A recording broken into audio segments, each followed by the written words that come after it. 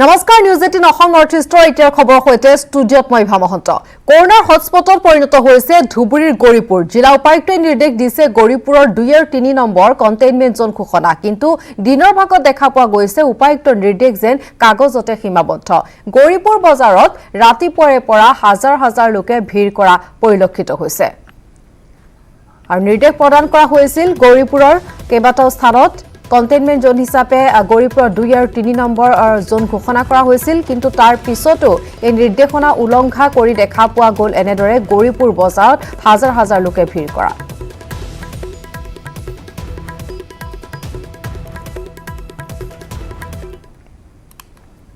আৰু কৰোনাত আক্ৰান্ত লোকৰ সংখ্যা উদ্বেগজনকভাৱে সমগ্ৰ ৰাজ্যতে বৃদ্ধি পাইছে ধুবুৰী গৰিপুৰতো আমি জনাই আহিছো কিদৰে কৰোনাৰ হটস্পটত পৰিণত হৈছে ধুবুৰী গৰিপুৰ জিলা উপায়ুক্তই নিৰ্দেশ প্ৰদান কৰিছে গৰিপুৰৰ 2 আৰু 3 নম্বৰ কন্টেইনমেন্ট জোন হিচাপে ঘোষণা কৰাৰ বাবে কিন্তু দিনৰ ভাগত তাৰ বিপৰীত ছবি দেখা পোৱা গৈছে কন্টেইনমেন্ট জোন ঘোষণা কৰাৰ এই ঘোষণাৰ পাছতো দেখা পোৱা গ'ল উপায়ুক্তৰ নিৰ্দেশ অমান্য কৰি গৰিপুৰ বজাৰত যথেষ্ট সংখ্যক লোকে ভিৰ কৰে উলাই আহে বজাৰলৈ কোনো ধৰণৰ কন্টেইনমেন্ট জোনৰ নীতি নিৰ্দেশনা মানা নাই এই সকল লোকে আৰু কেৱল এয়া ধুবুৰী গৰিপুৰ নহয় আমি জনাইছো বিভিন্ন স্থানত এনেদৰে কন্টেইনমেন্ট জোন হওক বা যিসমূহ নীতি নিৰ্দেশনা আছে সেয়া অমান্য কৰা পৰিলক্ষিত হৈছে যাৰ ফলত সমগ্ৰ ৰাজ্যত উদ্বেগজনকভাৱে বৃদ্ধি পাইছে কৰোনাত আক্ৰান্ত লোকৰ সংখ্যা ধুবুৰীৰ গৰিপুৰৰ এখন ছবি আমি দেখুৱাইছো গৰিপুৰটো নীতি নিৰ্দেশনা উলংঘা কৰা দেখা পোৱা গৈছে আৰু সকলোৱে যুক্তি প্ৰদৰ্শন যিসকল লোক ওলাই আহিছে তেওঁলোকে যুক্তি প্ৰদৰ্শন কৰিছে আচলতে লকডাউনে কিদৰে বিধ্বস্ত কৰিছে তেওঁলোকৰ আৰ্থিক দিকটো যাৰ প্ৰতি উলাই আহিবলৈ তেওঁলোক বাধ্য হৈছে বুলি কৈছে কিন্তু তাৰ পিছতো যে সাৱধানতা অৱলম্বন কৰিব লাগে সেয়া কৰা পৰিলক্ষিত হোৱা নাই জ্যোতিৰ্ময় চক্ৰৱৰ্তী আছে আমাৰ সৈতে পোনপটীয়া সম্প্ৰচাৰ জ্যোতিৰ্ময় আমি জানিব পাৰিছো গৰিপুৰৰ 2 আৰু 3 নম্বৰ স্থান কন্টেইনমেন্ট জোন হিচাপে ঘোষণা কৰাৰ কিন্তু তাৰ পিছতো দেখা পোৱা গৈছে গৰিপুৰ বজাৰত পুৱাৰে পৰা যথেষ্ট সংখ্যক লোকে ভিৰ কৰিছে জ্যোতিৰ্ময় নিশ্চয়কৈ বা কালি ৰাতি আসলতে জিলা উপায়ুক্ত অনন্তলাল গেনি এখন এটা নিৰ্দেশ দিছিল যি নিৰ্দেশত আছিল যে 2 নম্বৰ আৰু 3 নম্বৰ ৱাৰ্ড গৰিপুৰ টাউন কমিটিৰ হটস্পট হৈ পৰিছে কাৰণ যথেষ্ট পৰিমাণে তাতে কৰোনা পজিটিভ ওলাইছে আৰু এটো বন্ধ কৰি দিয়া হৈছে আসলতে কন্টেইনমেন্ট জোন কৰি দিয়া হৈছে যেনে এই অঞ্চলৰ পৰা কোনো লোক সোমাব নোৱাৰে আৰু এই অঞ্চলত কোনো মানুহ ইয়াৰ পৰা ওলাব নোৱাৰে কিন্তু তাৰ বিপৰীত ছবি আমি ৰাতিপুৱাৰে পৰা দেখিছো আমি সেই দৃশ্য টিভিৰ পৰ্দাত দেখুৱাইছো আপোনালোকক আৰু দেখা গৈছে ৰাতিপুৱা 5 বজাৰ পৰা কিছু দোকান খুলি গৈছে আৰু মানুহ আহি দোকান বজাৰ কৰিবলৈ আৰম্ভ কৰিছে আসলতে যেতিয়া জিলা প্ৰশাসনে ঘোষণা কৰে লগে লগে কি তেওঁলোকৰ বস্তুৰ প্ৰয়োজন বা চাহিদা বেছি বৃদ্ধি পায় নেকি এয়াও কিন্তু কিছু প্ৰশ্ন হৈছে ৰাতিপুৱাৰ পৰা এই দৃশ্য আমি দেখুৱাই আছিলো বৰ্তমানে বৰষুণ দিছে আৰু বৰ্তমানে কিন্তু আৰক্ষী প্ৰশাসন তেওঁলোকে বৰ্তমানে সচেষ্ট হৈ পৰিছে আৰু এই মুহূৰ্তত আপোনালোকে যে দেখা পাইছে আমাৰ পিছফালে এখন গৰিপুৰ বজাৰৰ দৃশ্য আমি দেখুৱাই আছো বৰষুণ দিয়া আৰু আৰক্ষীৰ সক্ৰিয়তাৰ ফলত কিন্তু কিছু পৰিমাণে ভিৰ কমি গৈছে দোকান পোহাৰসমূহ এই মুহূৰ্তত বন্ধ কৰি দিয়া হৈছে আৰু যিখিনি মানুহ বজাৰ কৰিবলৈ ৰাতিপুৱাৰ পৰা বিভিন্ন গাঁও অঞ্চলৰ পৰা বিভিন্ন অঞ্চলৰ পৰা আহিছিল তেওঁলোকক ঘৰলৈ যাবলৈ নিৰ্দেশ দিয়া হৈছে আৰু মানুহ কিছু পৰিমাণে গৈছেও কিন্তু বৰষুণ দি থকাৰ কাৰণে কিছু মানুহ ইফাল ৰৈ আছে হয়তো বৰষুণটো কমিলে তেওঁলোকে ঘৰলৈ গুচি যাব কিন্তু ইবাৰ মূল কথা এটাই কালি 118 জন লোকৰ ইয়াত ৰেণ্ডম টেষ্ট কৰা হৈছিল গৰিপুৰৰ তাৰে ভিতৰত 20 জন লোকৰ কিন্তু পজিটিভ ওলাইছিল সেয়ালৈ কিন্তু চিন্তিত হৈ পৰিছে সকলোৱে আজি পুনৰ গৰিপুৰ ছোৱালী হাইস্কুলত বৰ্তমান সেই ৰেণ্ডম টেষ্ট চলি আছে আজি প্ৰশাসনে 4-500 তেওঁলোকৰ টাৰ্গেট আছে সেই টাৰ্গেটত তেওঁলোকে যদি পাৰে আসলতে কিমান ওলায় তাৰ পিছত পৰৱৰ্তী সিদ্ধান্ত হ'ব কাৰণ যিকোনো মুহূৰ্তত এটা কথা আমি উল্লেখ কৰিব পাৰোঁ যিকোনো মুহূৰ্তত এই অঞ্চলত লকডাউন ঘোষণা হ'ব পাৰে যদি এনেদৰে কৰোনা পজিটিভৰ সংখ্যা বৃদ্ধি পাই থাকে হয় জ্যোতিৰ্ময় এই মুহূৰ্তত আপোনাক ধন্যবাদ জনাইছো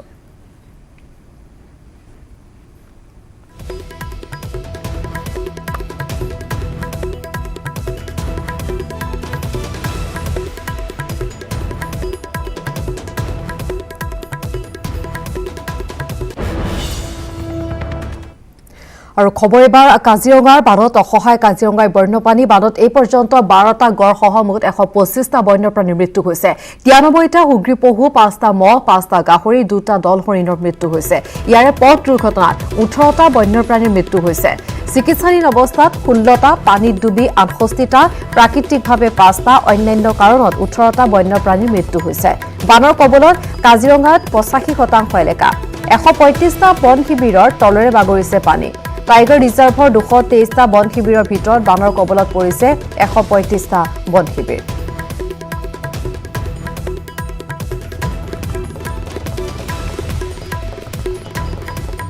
ইফালে বৰ্ণাঢ্যক সহায় কৰি বিতৰ্কৰ সামগ্ৰী বিধায়ক ৰকিবুল হুছেইন নিজে বামত থাকি বৰ্ণাঢ্যক থিয় কৰি ৰাখিলে কাঠুপানীত কামপুৰৰ দৰঙিয়াল গাঁৱত সাহায্য বিলাবলৈ গৈছিল বিধায়কগৰাকী সমৰ্থকৰ সৈতে বামত থিয় হৈ সাহায্য বিলালে ৰকিবুলে ছচিয়েল মিডিয়াতে সমগ্ৰ ঘটনাৰ ভিডিঅ' ভাইৰেল হোৱাৰ পাছতে এতিয়া সমালোচনাৰ সন্মুখীন হৈছে বিধায়কগৰাকী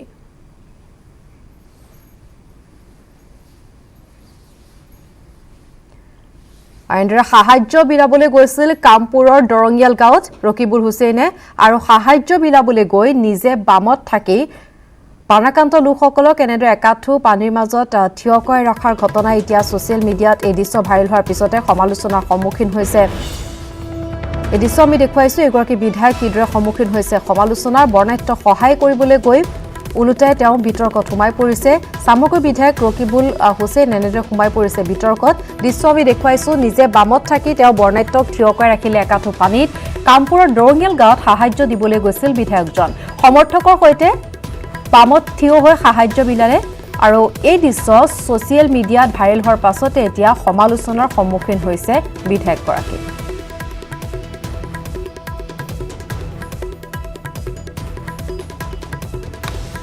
চলিল আবকাৰী বিভাগৰ অভিযান এই অভিযানত প্ৰায় 650 কেজি চুলাই প্ৰস্তুত কৰা সামগ্ৰী নষ্ট কৰাৰ লগতে প্ৰায় 900 কেজি লাও পানী আৰু প্ৰায় 120 লিটাৰ চুলাই নষ্ট কৰিবলৈ সক্ষম হয় শোণিতপুৰৰ আবকাৰী অধীক্ষক বেদাংগ ভূষণ শইকীয়া পৰিদৰ্শক প্ৰেম কুমাৰ সিং সহকাৰী পৰিদৰ্শক জয়ন্ত চৌধুৰীৰ নেতৃত্বত যোৱা এটা বৃহৎ সংখ্যক আবকাৰী বিভাগৰ দলে অভিযান চলাই তেজপুৰৰ দাঁতিকাষৰীয়া বটামাৰী আদাবাৰী সোণাবিল মালিজান আদি গাঁৱত কৰোনাৰ মহা সংকট কালত এই অঞ্চলসমূহত দীৰ্ঘদিন ধৰি একাংশ লোকে চলাই আহিছে অবৈধ চুলাই ৰমৰমীয়া বেহা তেজপুৰৰ লগতে জিলাখনৰ বিভিন্ন স্থানলৈ চুলাই সৰবৰাহ কৰা এইসমূহ ঘাটিত পূৰ্বতেও আবকাৰী বিভাগে অভিযান চলাইছিল শেহতীয়াকৈ পুনৰ চুলাই প্ৰস্তুত অব্যাহত ৰখাৰ খবৰ লাভ কৰি 100টাৰ অধিক বাসগৃহত অভিযান চলাই দলটোৱে স্থানীয় শালনীবাৰী আৰক্ষীৰ সহযোগত চলোৱা অভিযানত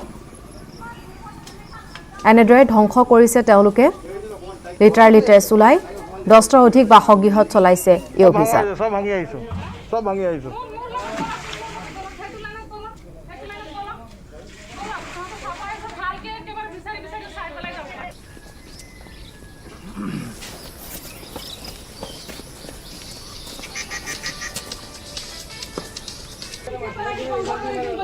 আৰু এই অভিযান সন্দৰ্ভত আগবঢ়াইছে আমাৰ সংবাদদাতা হেমন্ত নাথ ৰায়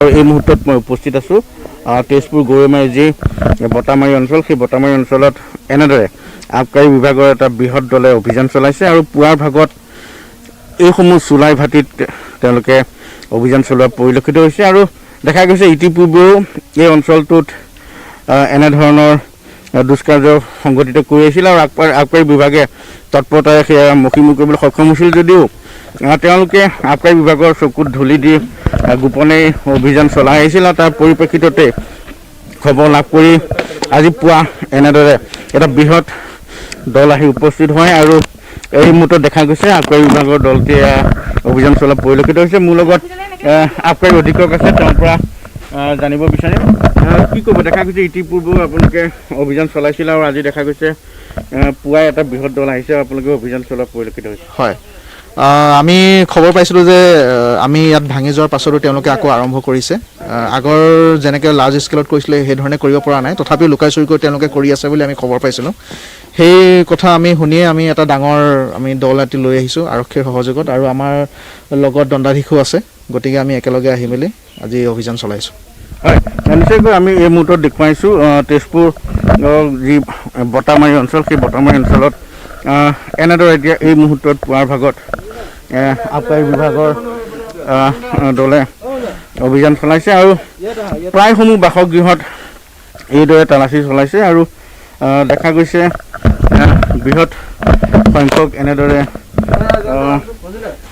চুলাই জব্দ কৰিবলৈ সক্ষম হৈছে আৰু লগতে যিসমূহ জব্দ কৰিছে সেইসমূহ স্থানতে তেওঁলোকে নষ্ট কৰি পেলাইছে পৰিদৰ্শক আছে মই তেখেতৰ পৰা জানিব বিচাৰিম কি ক'ব এই অভিযান আপোনালোকৰ অব্যাহত আছে অভিযান আমি চলাই আছোঁ আজি গোটেই দিনটো আমি চলাই থাকিম আৰু ক'ত ক'ত আজি অভিযান চলাব এতিয়া আমি চলাই আছোঁ চাওঁ আমি নিশ্চয়কৈ এই মুহূৰ্তত এই মুহূৰ্তত যি আবকাৰী বিভাগ সেই আবকাৰী বিভাগে অভিযান চলোৱা পৰিলক্ষিত হৈছে আৰু এনেদৰে যিসমূহ অবৈধ চোলাৰ ভেটি আছিল সেই চোলাৰ ভেটিসমূহৰ বিৰুদ্ধে অভিযান অব্যাহত ৰাখিছে শোণিতপুৰ জিলা আবকাৰী বিভাগে।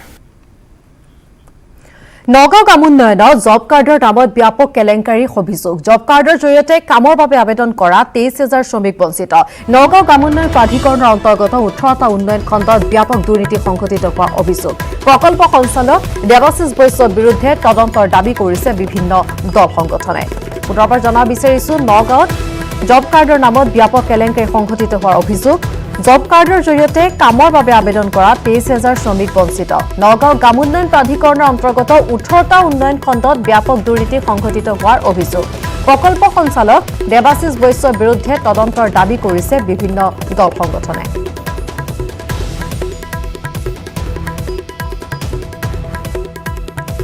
আৰু কেলেংকাৰী সন্দৰ্ভত আমি আৰু অধিক জানিবৰ চেষ্টা কৰিম। নগাঁৱৰ পৰা নীলোৎপল বৰা আমাৰ সৈতে সংযুক্ত হৈছে পোনপটীয়াভাৱে।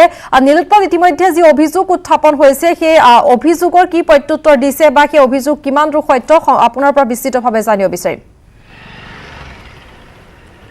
নিশ্চয় ইভা এটা কথা ক'ব লাগিব যে মুখ্যমন্ত্ৰী সৰ্বানন্দ সোণোৱালে যি শূন্য সহনশীলতাৰ কথা কয় আৰু বিগত দেখিবলৈ পোৱা গৈছে বিগত সময়ছোৱাত যি MGNREGA বা যি প্ৰধানমন্ত্ৰী আৱাস যোজনাৰ নামত বিগত চৰকাৰৰ দিনত যি দুৰ্নীতি সংঘটিত হৈছিলে তাৰপিছতেই কিন্তু সেই দুৰ্নীতি গ্ৰাম উন্নয়ন দুৰ্নীতি বিজেপিয়ে ইছ্যু হিচাপে গ্ৰহণ কৰিছিলে। আৰু আমি বৰ্তমান দেখুৱাইছোঁ যে বৰ্তমান নগাঁও জিলা গ্ৰাম উন্নয়ন প্ৰাধিকৰণৰ এইটো কাৰ্যালয় আমি দেখুৱাইছোঁ। নগাঁও জিলা গ্ৰাম উন্নয়ন প্ৰাধিকৰণৰ কাৰ্যালয়ত বিজেপি চৰকাৰৰ কাৰ্যকালত পুনৰ কিন্তু জব কাৰ্ডৰ নামত ব্যাপক কেলেংকাৰীৰ অভিযোগ উত্থাপন হৈছে। আৰু সেই অভিযোগ উত্থাপন হৈছে যিগৰাকী প্ৰকল্প সঞ্চালক দেৱাশিষ বৈশ্যৰ বিৰুদ্ধে, যিগৰাকী প্ৰকল্প সঞ্চালক তেওঁৰ বিৰুদ্ধে বৰ্তমান দুৰ্নীতিৰ অভিযোগ উঠিছে। আৰু এটা কথা ক'ব লাগিব যে নগাঁৱত বৰ্তমান দেখিবলৈ পোৱা গৈছে নগাঁও জিলাৰ 18টা যি উন্নয়ন খণ্ড আছে উন্নয়ন খণ্ডৰ 23,000 জব কাৰ্ড শ্ৰমিক বৰ্তমান ইয়াত বঞ্চিত হৈছে। আৰু ইয়াত জব কাৰ্ড প্ৰিণ্টিঙৰ নামতো দুৰ্নীতি সংঘটিত হোৱাৰ অভিযোগ উত্থাপন হৈছে। গতিকে শূন্য সহনশীলতাৰ কথা কোৱা যিখন চৰকাৰ, সেই চৰকাৰখনে এই দুৰ্নীতিৰ তদন্ত কৰিবলৈ বৰ্তমান চৰকাৰ তথা ৰাইজ তথা দল সংগঠনে আহ্বান জনাইছে। কাৰণ যিহেতু দেখিবলৈ পোৱা গৈছিলে বিগত সময়ছোৱাত গ্ৰাম উন্নয়নৰ দুৰ্নীতিৰ বাবে বিভিন্ন লোকে ভুৱা হিতাধিকাৰী বহু লোকৰ ধন উলিয়াই লৈ গৈছিলে, আত্মসাৎ কৰিছিলে, যাৰ পৰিপ্ৰেক্ষিতত বিগত সময়ছোৱাত ব্যাপক চৰকাৰৰ বিৰুদ্ধে প্ৰতিষ্ঠান বৃদ্ধি ঢৌ উঠিছিলে। আৰু সেই ঢৌ সুযোগ গ্ৰহণ কৰি বিজেপি চৰকাৰে তেতিয়া আশ্বস্ত কৰিছিল যে গ্ৰাম উন্নয়নত দুৰ্নীতি নহয় বা শূন্য সহনশীলতাৰ নীতি গ্ৰহণ কৰা হ'ব। কিন্তু নগাঁও গ্ৰাম উন্নয়নত যি বৰ্তমান দুৰ্নীতিৰ অভিযোগ উত্থাপন হৈছে, নগাঁও গ্ৰাম উন্নয়নৰ যিগৰাকী প্ৰকল্প সঞ্চালক দেৱাশিষ বৈশ্য তেওঁৰ বিৰুদ্ধে যথেষ্ট অভিযোগ উত্থাপিত হৈছে। আনকি কেৱল মাত্ৰ জব কাৰ্ডৰ দুৰ্নীতিয়ে নহয়, ছ'লাৰ লাইটৰ নামতো বিভিন্ন যি নিবিদাৰ ক্ষেত্ৰত খেলিমেলি কৰাৰ কথা উত্থাপন হৈছে বা বিভিন্ন ক্ষেত্ৰত দেখিবলৈ পাইছে জব কাৰ্ড শ্ৰমিকসকল যিহেতু দেখিবলৈ পাইছে লকডাউনৰ সময়ছোৱাত জব কাৰ্ডৰ জৰিয়তে বিভিন্ন শ্ৰমিকক ৰেহাই দিয়াৰ কথা চৰকাৰে কৈছে। সেই সময়তে কিন্তু নগাঁৱত জব কাৰ্ড নামৰ যি দুৰ্নীতিৰ অভিযোগ উত্থাপন হৈছে সেই অভিযোগৰ উচিত তদন্তৰ দাবী কৰিছে নগাঁৱৰ বিভিন্ন দল সংগঠনে। আৰু মুখ্যমন্ত্ৰী তদাৰকী শাখাৰ জৰিয়তে নগাঁও গ্ৰাম উন্নয়নত চলি থকা যি জব কাৰ্ড নামৰ যি খেলিমেলি অভিযোগ উত্থাপন হৈছে বা যি দুৰ্নীতি অভিযোগ উত্থাপন হৈছে সেই অভিযোগৰ কিন্তু তদন্ত কৰাৰ আহ্বান জনাইছে ইয়াৰ স্থানীয় দল সংগঠনে। ইভা। হয়, নীলোৎপল, এই মুহূৰ্তত আপোনাক ধন্যবাদ জনাইছোঁ।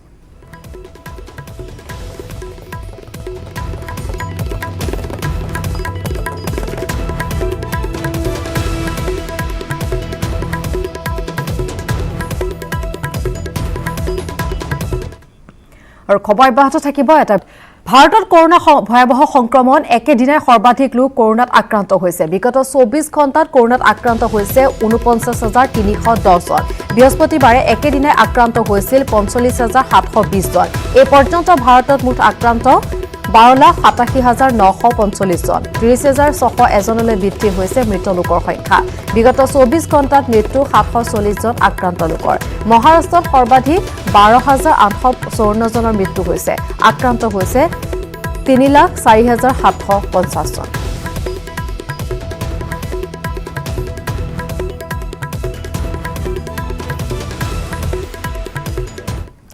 কৰোনাৰ সমান্তৰালভাৱে ৰাজ্যত জাপানীজ এনকেফেলাইটিছৰ সংহাৰ। এই পৰ্যন্ত ৰাজ্যত জাপানীজ এনকেফেলাইটিছত মৃত্যু হৈছে 48 জনৰ। ধেমাজিতো জাপানীজ এনকেফেলাইটিছে তাণ্ডৱ চলাইছে। এতিয়ালৈকে ধেমাজিত জাপানীজ এনকেফেলাইটিছ আৰু এনকেফেলাইটিছ সদৃশ ৰোগত মৃত্যু হৈছে 3 গৰাকী লোকৰ। আক্ৰান্ত হৈছে 19 জন। ইয়াৰে 7 গৰাকী জাপানীজ এনকেফেলাইটিছত আৰু 12 গৰাকী জাপানীজ এনকেফেলাইটিছ সদৃশ ৰোগত আক্ৰান্ত হৈ অসম চিকিৎসা মহাবিদ্যালয় আৰু আন চিকিৎসালয়ত চিকিৎসাধীন হৈ আছে।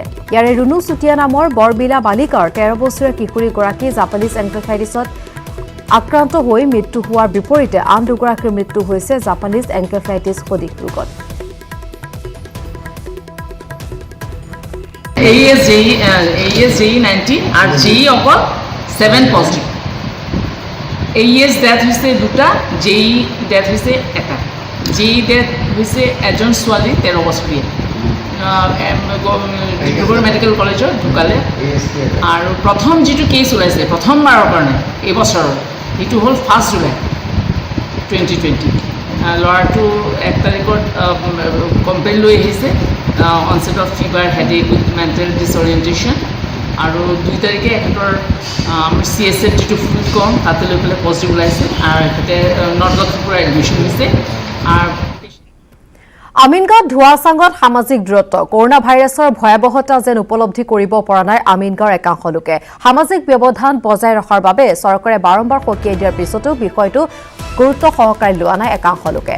আমিনগাঁও ইষ্ট কলনীত প্ৰায়ে সংঘটিত এই ভয়ংকৰ ঘটনাই শংকিত কৰি তুলিছে সচেতন লোকক। ৰন্ধন গেছ ল'বৰ বাবে আমিনগাঁও ইষ্ট কলনীত প্ৰায় সংঘটিত হয় সামাজিক ব্যৱধান ভংগ কৰাৰ ঘটনা।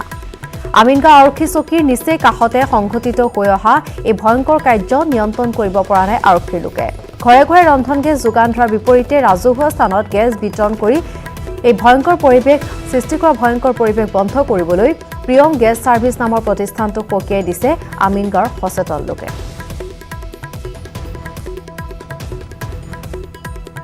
এইটো খুব বেয়া কথা হৈছে দাদা। ইয়াৰ যিটো হেৰি হৈছে তাৰমানে ক'ব ভাষাই নাই আৰু।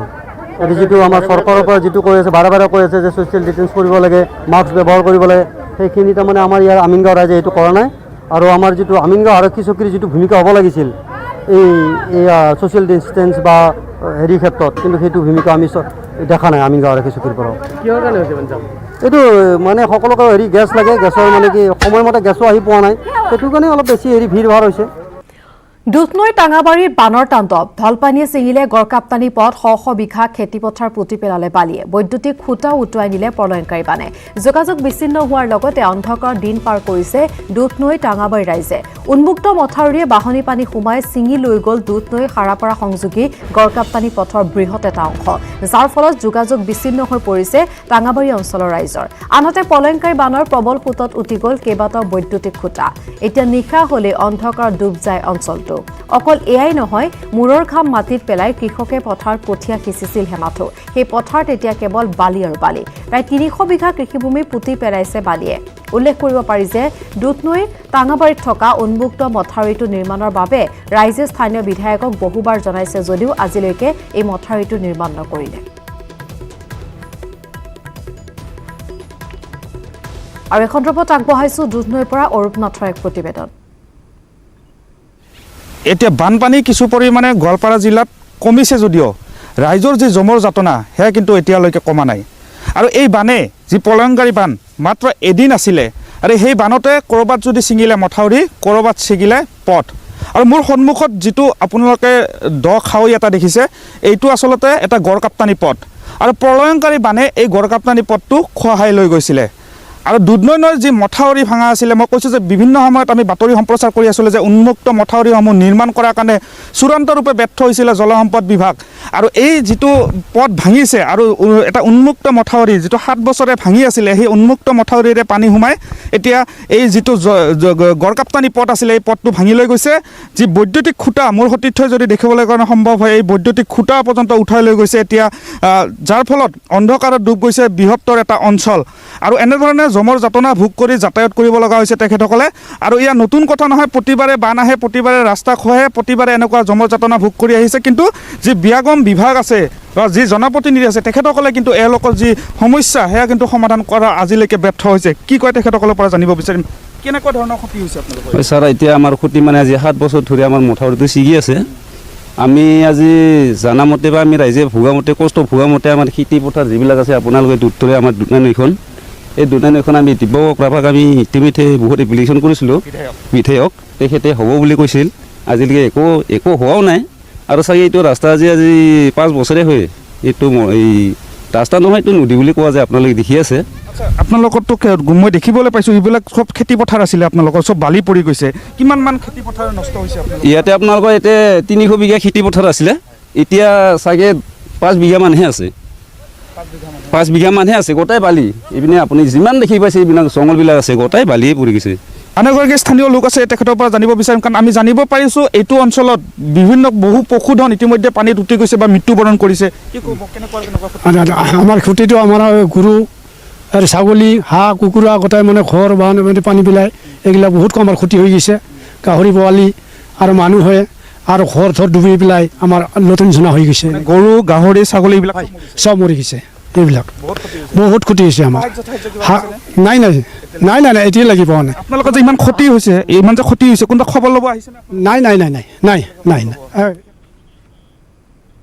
আৰু দুষ্ণী পৰিৱেশ সৰুপনাথে আমাক দেখুৱালে খবৰ অব্যাহত থাকে চিৰাঙত কৰোনা আক্ৰান্তৰ সংখ্যা 160 জনলৈ বৃদ্ধি পাইছে বিজনীস্থিত ভোটাগাঁও সমূহীয়া স্বাস্থ্য কেন্দ্ৰৰ এগৰাকী চিকিৎসকৰ লগতে সাফাই কৰ্মীৰ গাত কোভিড-19 ধৰা পৰিছে আনহাতে চিকিৎসকগৰাকীৰ পত্নীৰ লগতে স্বাস্থ্য কেন্দ্ৰটোৰ সন্মুখত থকা এখন ফাৰ্মাচীৰ স্বত্বাধিকাৰীৰ গাতো কোভিড-19 ধৰা পৰিছে ইতিমধ্যে প্ৰশাসনে চিকিৎসালয়খন সিল কৰি দিছে যদিও স্থানীয় ৰাইজ শংকিত হৈ পৰিছে কোভিড আক্ৰান্ত ফাৰ্মাচীৰ স্বত্বাধিকাৰীগৰাকীৰ লগত একেলগে থকা কৰ্মচাৰীগৰাকীক আজি স্বাস্থ্য বিভাগে স্বাব পৰীক্ষা নকৰাত শংকিত হৈ পৰিছে ৰাইজ প্ৰশাসন তথা স্বাস্থ্য বিভাগৰ সৈতে স্থানীয় ৰাইজে বহুবাৰ যোগাযোগ কৰিও গুৰুত্ব প্ৰদান নকৰাৰ অভিযোগ আৰু ইফালে চিকিৎসালয়খনৰ সাফাই কৰ্মী বাসগৃহ সামৰি হৰিজন পট্টিৰ প্ৰশাসনে কণ্টেইনমেণ্ট জোন হিচাপে ঘোষণা কৰিলেও অঞ্চলটোৰ বাসিন্দাসকলে বাহিৰলৈ আহি ঘূৰা-ফুৰা কৰি থকা ৰাইজ আতংকিত হৈছে কণ্টেইনমেণ্ট জোনৰ পৰা ওলাই আহি কেইবাজনো লোকে বিজনী চহৰত মাংসৰ দোকান দি আছে প্ৰশাসনৰ গুৰুত্বহীন মনোভাৱৰ বাবে বিজনীত গণ সংক্ৰমণৰ শংকা কৰি উদ্বিগ্ন হৈ পৰিছে ৰাইজ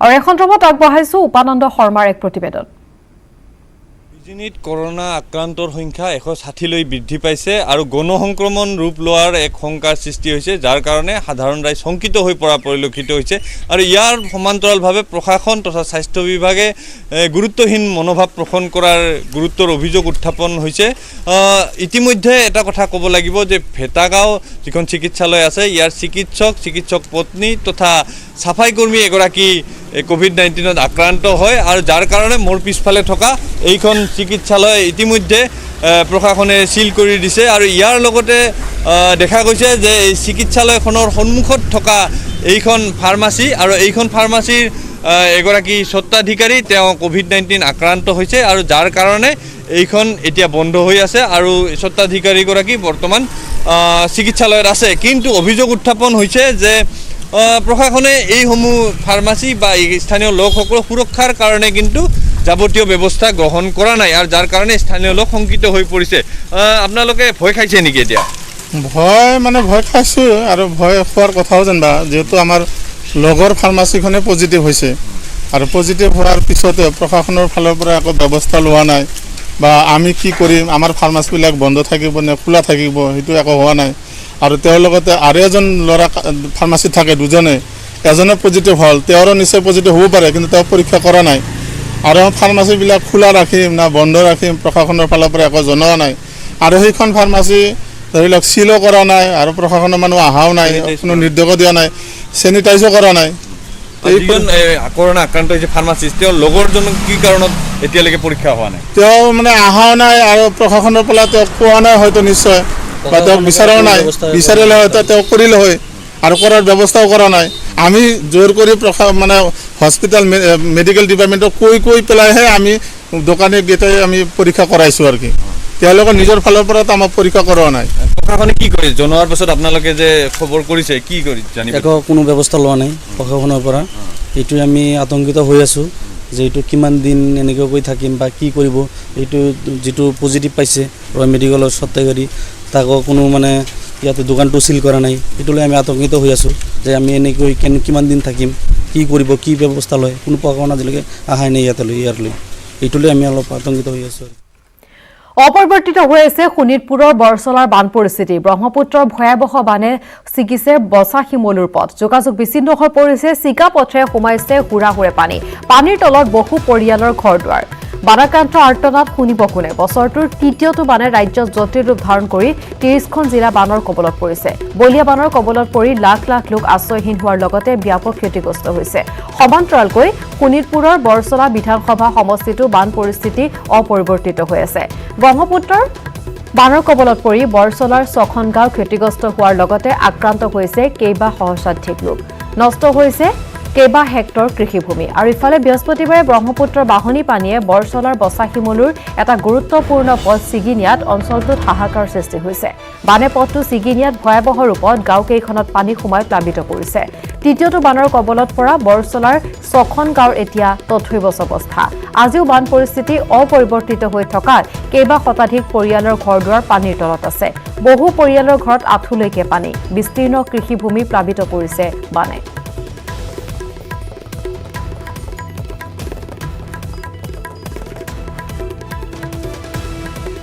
আৰু এই সন্দৰ্ভত আগবঢ়াইছো হৰেণ ভূমিজৰ এক প্ৰতিবেদন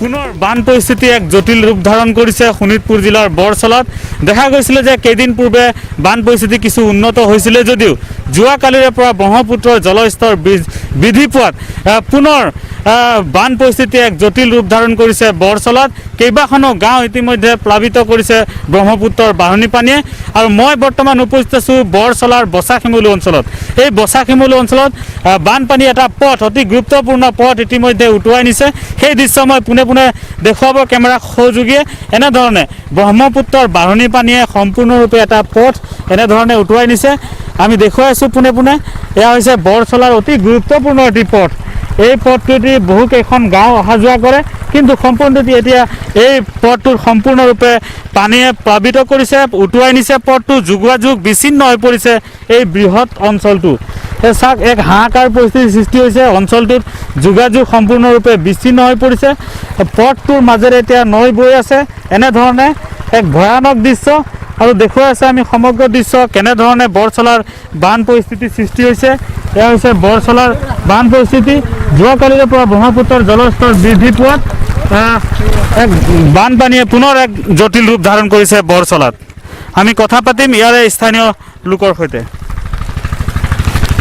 কি ক'ব কেনেধৰণে বান পৰিস্থিতি হয় দুদিনৰ পৰা এই ব্ৰহ্মপুত্ৰৰ বাঢ়নী পানীয়ে মানে এনেকুৱাত বাঢ়িব ধৰিছে যে ৰাস্তা ঘাট গোটেইখিনি ভাঙি লৈ আছে দুদিন আগতে ৰাস্তাটো অলপ ভাঙিছিল কিন্তু এইটো পানী হোৱাৰ পিছত আকৌ বেছিকৈ ভাঙিলে এইটো ৰাস্তা ভাঙাত আমাৰ এইটো বৃহত্তৰ অঞ্চলৰ মানুহৰ অহা যোৱা যাতায়াত চবফালে অসুবিধা হৈছে এতিয়া আমাৰ যদি ক'ৰবাত যাব লগা হয় এইফালে নাওদিহে শিঙৰি যাব লাগে এই ৰাস্তাৰ কাৰণে আমাৰ ইফালে মানুহ সিফালে যাব নোৱাৰে বা সিফালে মানুহ ইফালে আহিবও নোৱাৰে আমাৰ এইটো অঞ্চলৰ যিখিনি মানুহ আছে গোটেইখিনি মানুহ প্ৰায় 80% মানুহ ৰাস্তা সেইটো ছাইডতে আছে এই পথটো ভাঙি দিয়াত কিমান কেইখন গাঁও যোগাযোগ বিচ্ছিন্ন হৈছে এই পথটো ভাঙি দিয়াত আমাৰ 4-5খন গাঁও যোগাযোগ বিচ্ছিন্ন হৈছে কেতিয়াৰ পৰা পানী বাঢ়িলে পুনৰ এইটো দুদিন আগৰ পৰাই বাঢ়ে দুদিনতে বাঢ়ি গ'ল পানীটো দুদিন আগৰ পৰা হয় নিশ্চয়কৈ এয়া হৈছে বৰছলাৰ বান পৰিস্থিতি এনেধৰণে বৰছলাত পুনৰ এক ভয়াৱহ ৰূপ ধাৰণ কৰিছে বানে এটা পথ সম্পূৰ্ণৰূপে উটুৱাই নিছে ব্ৰহ্মপুত্ৰৰ বানে চাওক আচলতে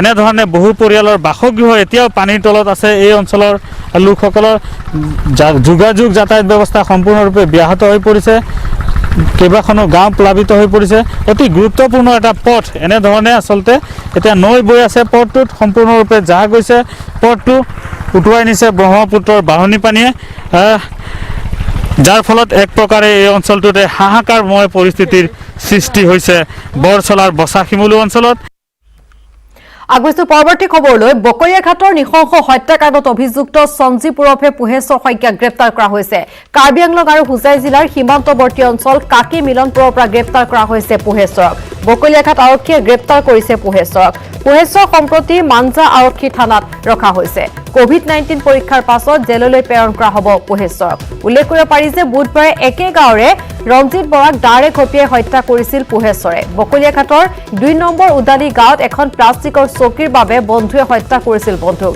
ইতিমধ্যে পোহেশ্বৰৰ পিতৃ লীলাদ্ৰ শইকীয়া ভাতৃ বগাই শইকীয়াকো আটক কৰিছে বকৰিয়াঘাট আৰক্ষীয়ে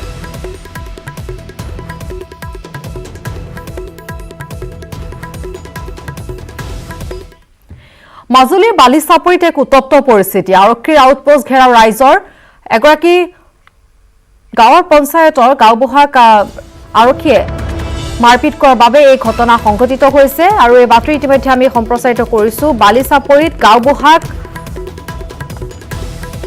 আৰক্ষীৰ লোকে মাৰধৰ কৰাক লৈ এই উত্তপ্ত পৰিস্থিতিৰ সৃষ্টি কৰিছে আৰক্ষী আউটপোষ্ট ঘেৰাও কৰিছে স্থানীয় লোকে গাঁওবুঢ়াক আৰক্ষীয়ে ঘুচিয়াই দাঁত ভঙাৰ অভিযোগ উত্থাপন কৰিছে গাঁওবুঢ়াগৰাকী গৈছিল বানপীড়িত লোকৰ খবৰ ল'বৰ বাবে খবৰ লৈ উভতি আহোঁতে কোনো ধৰণৰ সোধপোছ নকৰাকৈ আৰক্ষীৰ লোকে পেটৰ মুখত ঘুচিয়াৰ অভিযোগ উত্থাপন কৰিছে ঘুচিয়াই দাঁত ভঙাৰ অভিযোগ উত্থাপন কৰিছে আৰু এই অভিযোগক লৈ আৰক্ষীৰ আউটপোষ্ট ঘেৰাও কৰিছে স্থানীয় লোকে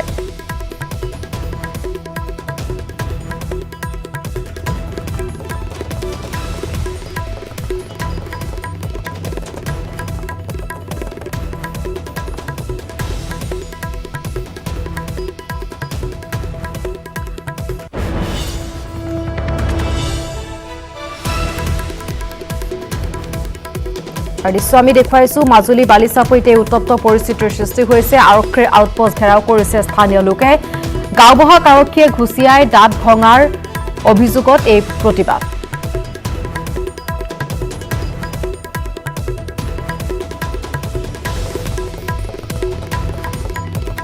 আমি জনাই আছো সমান্তৰালভাৱে দৃশ্য দেখুৱাইছো কিদৰে উত্তপ্ত পৰিস্থিতিৰ সৃষ্টি হৈছে মাজুলী বালিচাপৰিত উত্তপ্ত পৰিস্থিতি মলাপিন্ধা গাঁৱৰ গাঁওবুঢ়া ভদ্ৰদলেক আৰক্ষীয়ে আক্ৰমণ কৰিছিল তাৰ পিছতে এই প্ৰতিবাদ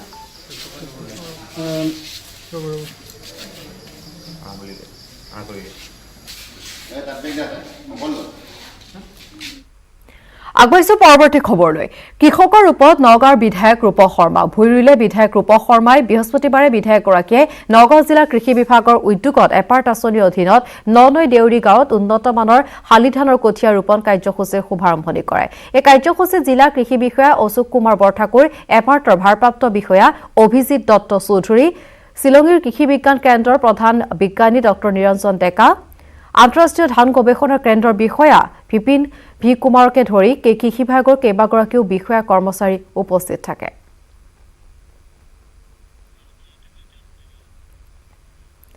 আৰু সন্দৰ্ভত আগবঢ়াইছো ভাস্কৰজ্যোতি শইকীয়াৰ এক প্ৰতিবেদন কৰোনা ভাইৰাছ আৰু শেহতীয়াকৈ ৰাজ্যত দেখা দিয়া যি বান পৰিস্থিতিয়ে কৃষকসকলক যথেষ্ট ক্ষতিগ্ৰস্ত কৰিছে সেই ক্ষতিগ্ৰস্ত কৃষকসকলক উৎসাহিত কৰিবৰ কাৰণে আজি নগাঁও সদৰ সমষ্টি দেউৰী গাঁৱত উপস্থিত হৈছে সদৰ সমষ্টি বিধায়ক ৰূপ শৰ্মাদেৱ আৰু নিজে তেওঁ কৃষকৰ লগত নিজে উপস্থিত থাকি তেওঁলোকে কঠীয়া ৰুলে আজি মই তেওঁৰ লগত পোনপটীয়াকৈ কথা পাতিব বিচাৰিম কি ক'ব দাদা ইতিমধ্যে আপুনি নিজে কৈছে যে বৰ্তমান যি ধৰণে যি কৰোনা ভাইৰাছৰ সময়ত কৃষকসকলৰ যি ধৰণে এটা পৰিস্থিতিৰ সন্মুখীন হৈছিলে আজি আমি নিজে আহিছোঁ আজি আচলতে নগাঁও কৃষি বিভাগৰ উদ্যোগত এপাৰ্টৰ যিটো আঁচনি তাৰ উদ্যোগত আজি যিটো আমাৰ যিটো বিনা 11 আৰু ৰঞ্জিত চাহবান দুটা আমাৰ ইতিমধ্যে ধানৰ আজি আমি ইয়াত আমি কঠীয়া ৰুইছোঁ আজি তাৰ লগত আমাৰ কৃষি বিভাগৰ আমাৰ জিলা বিষয়ৰ পৰা আৰম্ভ কৰি সকলোবিলাক ব্যক্তি আহিছে আৰু এইটো খুবেই আমাৰ কাৰণে গৌৰৱৰ কথা আমি সদায় কৈ আহোঁ যে কৃষকসকল আমাৰ শ্ৰদ্ধাৰ ব্যক্তি আমি যিসকল তেওঁলোকৰ যি কষ্টৰ যিটো ফল সাধাৰণতে আমি দেখা পাওঁ যে বহুত ক্ষেত্ৰত কি হয় তেওঁলোকে যেতিয়া খেতি কৰি যায় উপযুক্ত তেওঁলোকৰ যি অভাৱ হয় যে কোনটো সময়ত কি খেতি কৰিব লাগে বৰ্তমান কৃষি বিভাগৰ বিষয়াসকল আহিছে আৰু বৰ্তমান আন্তঃৰাষ্ট্ৰীয় ধান গৱেষণা কেন্দ্ৰৰ দুজন ব্যক্তি বাহিৰৰ পৰা আহিছে তেওঁলোকক আজি এটা ট্ৰেইনিং দিবৰ কাৰণে যে কৃষকসকলক আজি এই আমাৰ কঠীয়া ৰোৱাৰ লগতে আমাৰ যি আমাৰ ট্ৰেইনিং ব্যৱস্থা কৰিছে গতিকে মই আশা কৰিছোঁ যে ইয়াৰ পৰা আমাৰ কৃষকসকল খুব ভালকৈ মানে উপকৃত হ'ব তেওঁলোক আজি আপোনাৰ মূল উদ্দেশ্য উৎসাহিত কৰা কৃষকসকলক নিশ্চয় কাৰণ এইটো কাৰণে কৈছোঁ যে মই যেতিয়া বিধায়ক হোৱাৰ দিনৰ পৰাই আচলতে আমাৰ খেতি পথাৰত নিজে আহি পেলাই আমি একেলগে ইয়াতো মই আগতেও গ্ৰুপত আহিছোঁ আমি এইকাৰণে কৈছোঁ তেওঁলোক সজাগতা যাতে হয় তেওঁলোকে যাতে আনন্দ অনুভৱ কৰে আৰু তেওঁলোকৰ যাতে সেই কাম কৰিবৰ কাৰণে যিটো অনুপ্ৰাণিত হয় তাৰ কাৰণে আমি আজি উঠিছোঁ হয় ধন্যবাদ মোৰ লগত নগাঁও জিলা কৃষি বিষয়া আছে তেওঁৰ লগত কথা পাতিম আচলতে কি ক'ব যি এতিয়া বীজ ৰোপণ কৰা হৈছে বীজৰ পৰা কিমান ফলৱতী হ'ব আমাৰ ইয়াৰ পৰা দেখিছে যে বিনা 11 যিটো জাত আছে 2016 চনত ৰিলিজ কৰিছিলে এইটো আপোনাৰ ইয়াৰ এটা বৈশিষ্ট্য হৈছে কি আমাৰ এইটো বানপানী অধিক অঞ্চল ইয়াত যদি আপোনাৰ 10-15 দিনৰ আপোনাৰ বান ইয়াত মানে বানৰ তলত থাকে এইটো ছাৰ্ভাইভ কৰিব পাৰে নতুন প্ৰডাকশ্যন হয় ইয়াৰ আপোনাৰ 25ৰ পৰা আমাৰ যিটো গৱেষণা তেওঁলোক আজি আমাৰ আহিছে দিল্লী আমাৰ আন্তঃৰাষ্ট্ৰীয় গৱেষণা কেন্দ্ৰৰ আমাৰ প্ৰশিক্ষক আনিছোঁ তেওঁলোকক আজি ট্ৰেইনিং দিছে তেওঁলোকৰ ইয়াৰ পৰা 25ৰ পৰা 30 মোন পাৰ বিঘাত আমাৰ ইয়াৰ উৎপাদন হয় আৰু আজি আমাৰ এই সজাগতাৰ কাৰণে আমাৰ স্থানীয় বিধায়ক মহোদয়ে আমাক অনুপ্ৰেৰণা যোগাইছে তেওঁ নিজে আহি আমাক উৎসাহিত কৰিছে আৰু ৰাইজকো উৎসাহিত কৰিছে আমাৰ ফালৰ পৰা তাক আমি কৃতজ্ঞতা জনাইছোঁ, ধন্যবাদ জনাইছোঁ। হয়, মই মোৰ সতীৰ্থক দেখুৱাবলৈ অনুযায়ী সমগ্ৰ পৰিৱেশ বিধায়কগৰাকীয়ে এতিয়া এই খেতি পথাৰত যিসকল কৃষক আছিল কৃষকৰ লগতে একেলগে সকলোৰে লগত একেলগে পথাৰত নামিছে আৰু নামি পেলাই কঠীয়া ৰোপণ কৰিছে দেখুৱাবলৈ দেখুৱাইছে সমগ্ৰ পৰিৱেশ আৰু পানীত নামি এনেদৰে তেওঁ এতিয়া কঠীয়া ৰোপণ কৰিছে। যিহেতু তেওঁৰ মূল উদ্দেশ্য হৈছে কৃষকসকলক উৎসাহিত কৰা, যিহেতু কৰোণা ভাইৰাছ আৰু যি শেহতীয়া বানপানী সেই বানপানী কৃষকসকলক বাৰুকৈ ক্ষতিগ্ৰস্ত কৰিছে আৰু এই ক্ষতিগ্ৰস্ত কৃষকসকলক উৎসাহিত কৰাৰ উদ্দেশ্যে আজি ব্ৰহ্মপুত্ৰৰ বানৰ ফলত বহু পৰিয়ালৰ বাসগৃহত এতিয়া পানী। বৰ্ণাঢ্যসকল থাকিব পৰা নাই নিজৰ ঘৰত। গহপুৰ মাজিকুছি অঞ্চলত বৰ্ণাঢ্যৰ একে অৱস্থা, একেই দুৰ্দশা। বৰ্ণাঢ্যৰ ঘৰৰ বাৰাণ্ডাত ওখ চাং সাজি অতিবাহিত কৰিছে সময়। চাঙৰ ওপৰতে খোৱা শোৱা সকলো। হয়তো কিমান দিন নিশা এনেকৈ পাৰ কৰিব লাগিব তাৰ কোনো ধৰণৰ হিচাপ নাই, কোনো নিশ্চয়তা নাই। যেনেকৈ পাৰিছে এসাঁজ খাই এনেদৰে চাংঘৰৰ ওপৰত জীৱন নিৰ্বাহ কৰিছে এইসকল লোকে।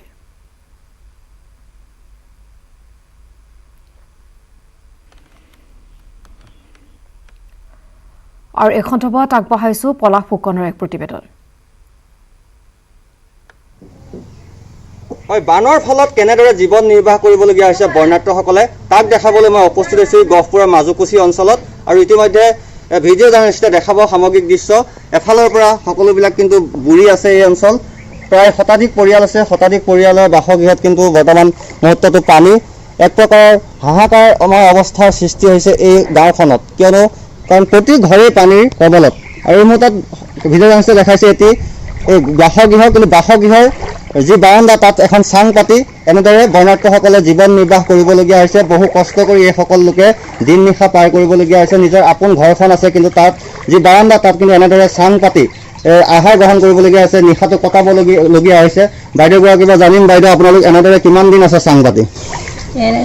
4-5 দিন হ'ল এনেকুৱা আমি চাং পাতি আছোঁ আৰু ইমান বহুত কষ্ট হ'ল। আমাৰ খোৱা পানীও নাই, আকৌ কেতিয়াবা নোখোৱাকৈও থাকোঁ। ধান চাউল কিনিব পৰা নাই, বাৰিষা বহুত ডাঙৰ বাৰিষা। হয়, চৰকাৰৰ ফালৰ পৰা ৰিলিফ পাইছে নাই? পাইছিলোঁ একবাৰ, 1 কেজিমান 1.5 কেজিমান দিছিলে, শেষ হ'ল কেতিয়াবাই। হয়, আৰু এনেদৰে আপোনালোক এতিয়া কিমান দিন আৰু হয়তো থাকিব লগা হ'ব পাৰে? আৰু 1 সপ্তাহমান থাকিবলগীয়া হ'ব পাৰে। আমাৰ ঘৰৰ ভিতৰত পানী আছেই। প্ৰতি বছৰে এনেকুৱা অৱস্থাই হয় নেকি? প্ৰতি বছৰে এনেকুৱাই হয়, 2-3বাৰ 4বাৰ এনেকুৱা পানী আহিয়ে থাকে। হয়, আচলতে ক'ব লাগিব নিশ্চয়কৈ এয়াই হৈছে বৰ্ণাঢ্যসকলৰ দুৰ্দশা, জীৱন দুৰ্দশা। আচলতে জীৱনত বহু কষ্ট পায়, কিন্তু তাৰ মাজতে এই বৰ্ণাঢ্যসকলে যেতিয়া বান আহে আৰু দুগুণ কষ্ট যেন বৃদ্ধি পায়।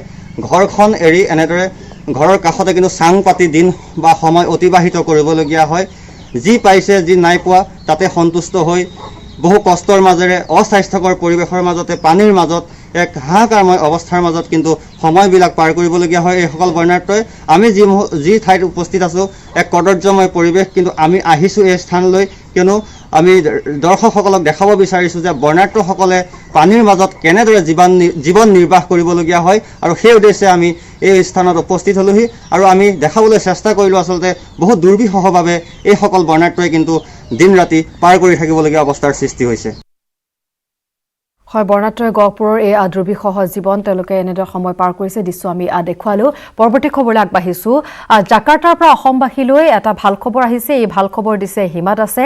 জাকাৰ্টা এছিয়ান গেমছৰ 4x400 মিটাৰ মিক্স ৰিলেত অসমৰ হিমা দাসসহ ভাৰতীয় দলৰ ৰূপৰ পদক স্বৰ্ণ পদকেৰে উন্নীত হৈছে।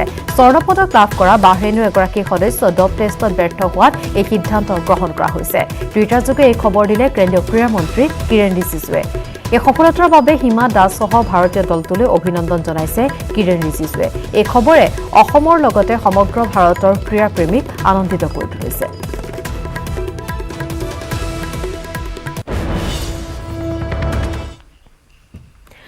জীৱনৰ সাঁকো গঢ়িবলৈ অপাৰক অসহায় ৰাইজে গঢ়িছে বাঁহৰ সাঁকো। এইসকল লোকৰ বাবে অভিশাপ স্বৰূপ জীয়াথল। অসহায় ৰাইজে পদূলিয়ে পদূলিয়ে গঢ়িছে বাঁহৰ সাঁকো। প্ৰায় 6 মাহৰ বাবে ৰাজপথৰ পৰা অঞ্চলটোৰ প্ৰতি ঘৰ লোকৰ বাৰাণ্ডালৈ সংযোগ কৰি স্থাপন কৰা হয় এডাল তামোল অথবা 2ডাল বাঁহেৰে একোডালকৈ সাঁকো। ধেমাজিৰ চকুলো স্বৰূপ জীয়াঢল নদীৰ পানে জুৰুলা কৰা জীয়াঢল বাটঘৰীয়া নৰুৱাথান পঞ্চায়তৰ অধিক সংখ্যক গাঁৱৰ ঘৰৰ পৰা ওলোৱা সোমোৱা কৰাৰ বাবে সাঁকো সাজি লয়। বৰষুণ দিলে চোতালত দেখা নাপায় তেওঁলোকে। জীয়াঢলে সুদি হুলৰ পাছত এতিয়া ত্ৰাহি মধুসূদন পৰিছে 40খনৰো অধিক গাঁৱৰ লোকে। এইবোৰলৈ কোনো ধৰণৰ কাণসাৰ নাই স্থানীয় জনপ্ৰতিনিধিৰ। প্ৰতিশ্ৰুতিৰ বন্যা বোৱাই ৰাইজৰ ওচৰৰ পৰা আঁতৰি যায়। তাৰ পিছত আকৌ আৰম্ভ হয় বছৰৰ পিছত আন এটা বছৰ। আকৌ বৰ্ণাঢ্য ৰাইজে গঢ়ে এডাল দুডাল কৰি সাকু। জীৱন যুঁজৰ পৰিক্ৰমা এনেদৰে চলিছে এইসকল লোকৰ। জীৱন সাকু গঢ়াৰ স্বপ্নত যেন বাঁহৰ সাকুৱে ব্যাঘাত জন্মাইছে উঠি অহা নৱপ্ৰজন্মক। আৰু কিমান দিন তেওঁলোকে এনেদৰে সময় পাৰ কৰিব লাগিব তাৰ কোনো উত্তৰ নাই।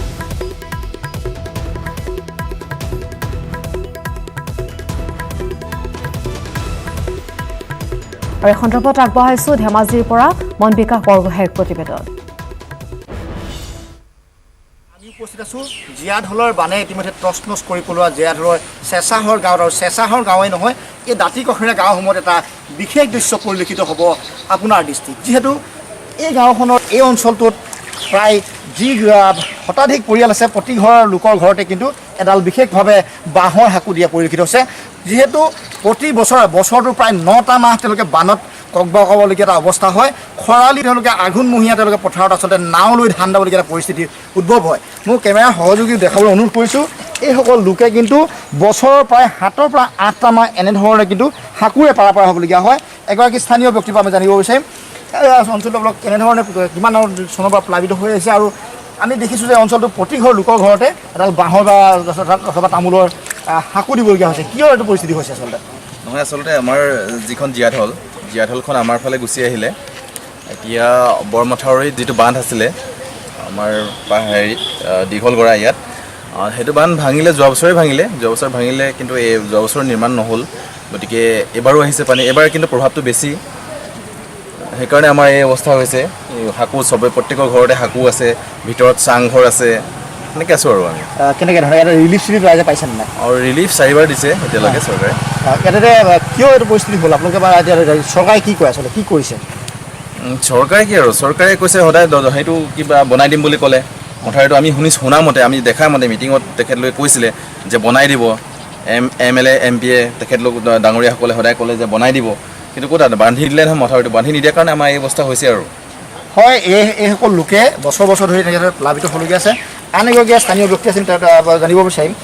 এই অঞ্চলটোত আমি দেখিছোঁ যে প্ৰতি ঘৰ লোকৰ বা পদূলি মূৰৰ পৰা আচলতে মূৰৰ পৰাই ঘৰৰ ভিতৰ পৰ্যন্ত সাকু দিবলগীয়া এটা পৰিস্থিতি উদ্ভৱ হৈছে। কিয় এইটো এটা পৰিস্থিতি উদ্ভৱ হ'ল আচলতে চৰকাৰৰ চৰম হেমাহিৰ কাৰণে এনেকুৱা অৱস্থাত আমি সন্মুখীন হ'বলগীয়া আছে। আমি অসমৰ ৰাইজক আহ্বান জনাব বিচাৰিছোঁ, আপোনালোকে যদি ক'ৰবাত এনেকুৱা দিনত মানে কি হ'ল, গাঁওখনৰ প্ৰতি ঘৰৰ মানুহত সাকু চাবলৈ যদিহে মন আছে, আমাৰ এই ধেমাজিৰ এই অঞ্চললৈ আহক, ঘেৰাৰী গাঁৱলৈ আহক, আমুলগুৰিলৈ আহক, পশ্চিম ধেমাজি অঞ্চললৈ আহক, আৰু চাই যাওক আচলতে কেনেধৰণে বানত জোৰলে আচলতে পানী খাবলগীয়া হৈছে ৰাইজে। আৰু ইয়াৰ জৰিয়তে আমি এই স্থানীয় যুৱক হিচাপে ক'ব বিচাৰিছোঁ, তেওঁলোকে এই মাথাউৰিটো নিৰ্মাণৰ কাৰণে কোনো ধৰণৰ ব্যৱস্থা নলয়। যোৱা বছৰ আমি সকলো কৃষকে আচলতে পানীত নামি ধান দৌৰাৰ এটা পৰিৱেশ আছিলে। আঘোণ মাহত ধান চপাবৰ কাৰণে পানীত নামিবলগীয়া হৈছে। গতিকে আমি এইবাৰো যে আমি আঘোণ মাহত যিসমূহ ধান অৱশিষ্ট থাকিব, যিবিলাক পানীৰ পৰা বাচি থাকিব, সেইসমূহ আচলতে যাবৰ কাৰণেও যে পৰৱৰ্তী খবৰ, হোজাই জিলাৰ যমুনামুখ সমষ্টিৰ এটা পথ যিটো পথেৰে যাব নোৱাৰে জৰুৰীকালীন সেৱাৰ বাহন। বিগত 30 বছৰৰ পৰা জৰাজীৰ্ণ কাঠৰ দলঙৰ ওপৰেৰে বিপদসংকুল যাত্ৰা দুখন গাঁও পঞ্চায়তৰ লোকৰ। খবৰ নাই জনপ্ৰতিনিধি, প্ৰশাসন বা বিভাগীয় কৰ্তৃপক্ষৰ। জিয়াতো ভুগিছে বৰপাটি তৈয়াবাসীয়ে।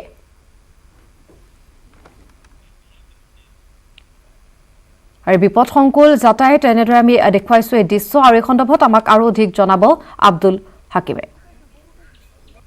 হয়, মই উপস্থিত যমুনামুখ সমষ্টিৰ বালিৰাম গাঁও পঞ্চায়তত, আৰু বালিৰাম গাঁও পঞ্চায়ত এখন কাঠৰ দলং ব্ৰিটিছ যুগত নিৰ্মাণ কৰিছে। এই কাঠৰ দলং আৰু বিপদসংকুলভাৱে স্থানীয় ৰাইজে যাতায়াত কৰিছে। আৰু বিশেষকৈ ক'ব লাগিব স্কুলীয়া ছাত্ৰ ছাত্ৰী এই দলঙৰে যাতায়াত অব্যাহত ৰাখিছে। এক প্ৰকাৰ ভয়ংকৰ পৰিৱেশ বুলি ক'ব লাগিব। কিন্তু যমুনামুখ সমষ্টিৰ বালিৰাম গাঁও পঞ্চায়তৰ এখন দলং বিগত বহু বছৰৰ পৰা এই জৰাজীৰ্ণ অৱস্থাৰে ৰাইজে যাতায়াত কৰিবলগীয়া হৈছে।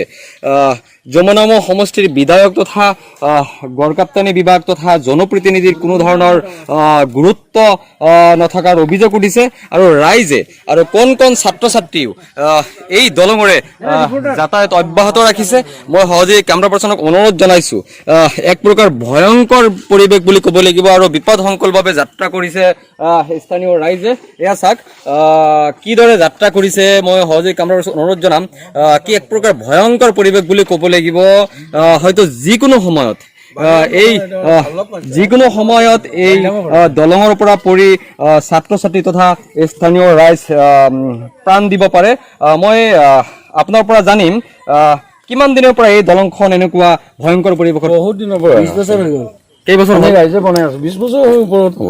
জনপ্ৰতিনিধি বা পঞ্চায়ত প্ৰতিনিধি কিবা ব্যৱস্থা গ্ৰহণ কৰিছে নেকি? নহয়, আহি পেলাই দেখি যায়, ৰিপৰ্ট লৈ যায় আৰু পিছত নাই কাগজ পাতি দিয়া হয়, পিছত কাম নহয়। এই পঞ্চায়তখনৰ নাম কি? চালক পঞ্চায়ত।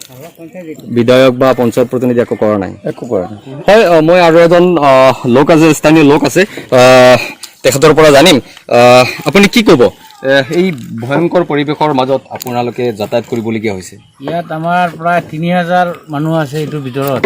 ইয়াৰ আমাৰ বালিৰাম আৰু চালকৰ এইটোৰ মিডিলত পৰিছে। এইটো নাই আমাৰ সেইটো বালিৰামৰ পঞ্চায়তৰ এইটো কৰে না, কিবা আমাৰ বালিৰামৰ এইটো কৰে না, চালকৰ পঞ্চায়তৰ মানুহ এইটো কাম কৰে, কিবা আমাৰ কোনো প্ৰতিনিধি কাম নকৰে। এইটো আমাৰ যেনেকুৱা কামটো কৰিলে ভাল হয়। এই দলঙৰ তলত যিটো বিল আছে, বিলখনৰ নাম কি? এইটো বৰপাতি দিয়া বুলি। বৰপাতি দিয়া বিল। হয়, এই বৰপাতি দিয়া বিলৰ ওপৰত যিখন কাঠৰ দলং জৰাজীৰ্ণ অৱস্থাত আছে, স্থানীয় জনপ্ৰতিনিধি তথা গড়কাপ্তানি বিভাগ তথা বিধায়কে কোনো ধৰণৰ বা প্ৰশাসনে কোনো ধৰণৰ ব্যৱস্থা গ্ৰহণ কৰা নাই আৰু ৰাইজে এইদৰে বিপদসংকুলভাৱে যাত্ৰা অব্যাহত ৰাখিছে। এই মুহূৰ্তত আমাৰ হাতত আহিছে ব্ৰেকিং নিউজ। কোকৰাঝাৰ উপায়ুক্তৰ কাৰ্যালয় কণ্টেইনমেণ্ট জোন ঘোষণা। আজিৰ পৰা 3 দিনৰ বাবে কণ্টেইনমেণ্ট জোন হিচাপে ঘোষণা কৰা হৈছে কোকৰাঝাৰ উপায়ুক্তৰ কাৰ্যালয়। ডিচি ভাস্কৰ ফুকনে এই কথা অৱগত কৰিছে। বৃহস্পতিবাৰে উপায়ুক্তৰ কাৰ্যালয়ৰ দুগৰাকী লোক কৰোণাত আক্ৰান্ত হৈছিল। পিয়ন লোহিত চন্দ্ৰ চৰকাৰ আৰু সুৰক্ষা কৰ্মী হাছান আহমেদ আক্ৰান্ত হৈছে কৰোণাত। তাৰ পিছতে 3 দিনৰ বাবে কণ্টেইনমেণ্ট জোন হিচাপে ঘোষণা কৰা হৈছে কোকৰাঝাৰ উপায়ুক্ত কাৰ্যালয়। আজিৰ পৰা 3 দিনৰ বাবে কণ্টেইনমেণ্ট জোন কোকৰাঝাৰ উপায়ুক্তৰ কাৰ্যালয়। জিলা উপায়ুক্ত ভাস্কৰ ফুকনে অৱগত কৰিছে এই কথা। বৃহস্পতিবাৰে উপায়ুক্তৰ কাৰ্যালয়ৰ দুগৰাকী লোক কৰোণাত আক্ৰান্ত হৈছিল। পিয়ন লোহিত চন্দ্ৰ চৰকাৰ আৰু সুৰক্ষা কৰ্মী হাছান আহমেদ কৰোণাত আক্ৰান্ত হোৱাৰ পাছতে এই সিদ্ধান্ত গ্ৰহণ কৰা হৈছে।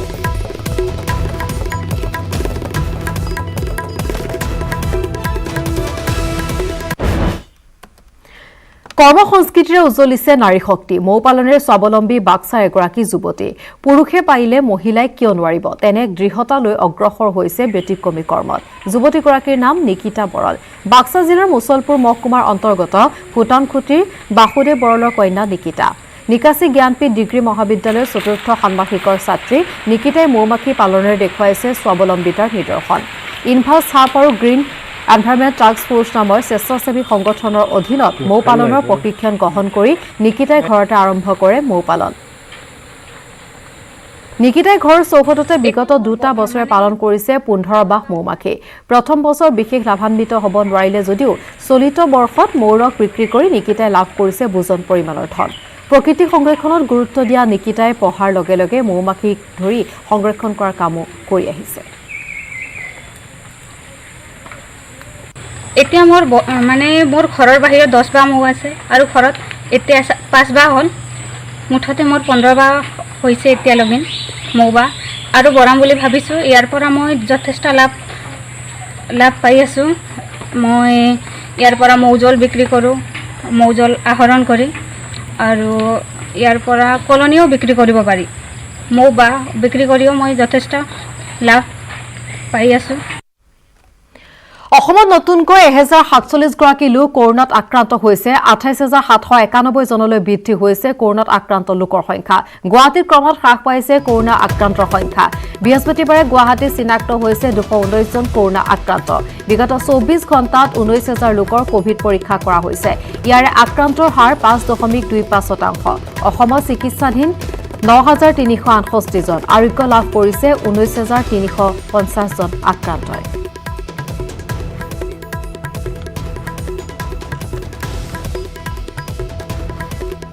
আৰু ইয়াৰ লগতে সময় বাতৰিৰ পৰা বিদায় লোৱাৰ নমস্কাৰ। লাগে